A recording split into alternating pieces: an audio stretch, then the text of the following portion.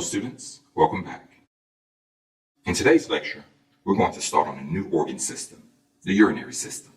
The primary function of the urinary system is the filtration of the blood, which results in the production of urine. In this lecture, we will discuss 9 anatomical structures associated with the urinary system. Additionally, we will indicate several of the various functions of the urinary system. The first structure associated with the urinary system will serve as our indirect blood supply. The major blood vessel shown here is the descending aorta.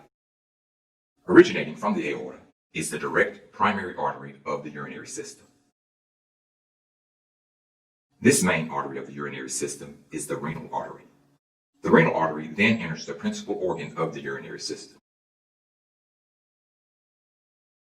This organ, which filters the blood and produces urine, is the kidney. Although the kidney only accounts for about 0.5% of the body mass, at any given time, the kidneys consume approximately 21% of the blood supply.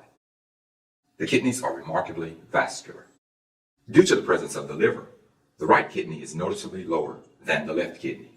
Once the blood is filtered, the filtered blood leaves the kidneys through the main vein of the urinary system.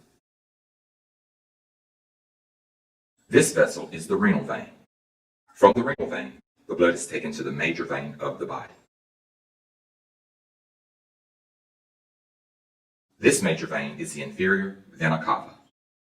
The urine that results from the filtration of the blood then leaves the kidneys through muscular tubes by peristalsis. These tubes are called the ureters. The ureters terminate in a flexible pouch which stores the urine. This pouch is called the urinary bladder. Urine is stored within the bladder until such a time when it is appropriate for the individual to empty her bladder. From the urinary bladder, the urine then passes through a duct which conveys the urine out of the body. This duct is called the urethra. In females, the urethra is approximately 4 centimeters long. In males, it is about 18 centimeters long.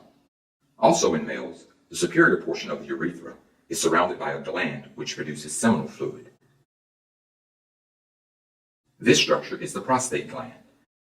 As men age, the prostate gland gets larger and squeezes the urethra. And these are the major structures of the urinary system. The act of urination, or the emptying of the bladder, is called micturition. The inability to control either urination or defecation is called incontinence.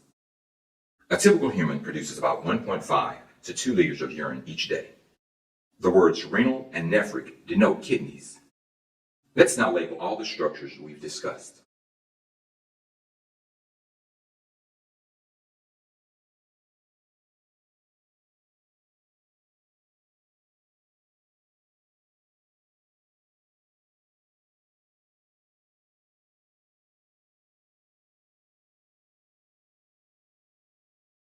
Shown here are the labels of all the structures we have discussed in this lecture.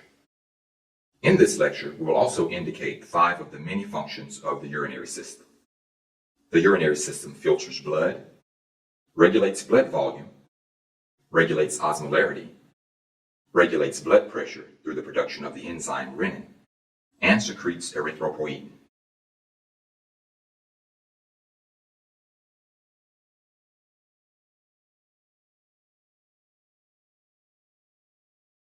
In the next lecture, we will discuss the interior anatomy of the kidney in great detail. So this concludes our introductory lecture on the urinary system.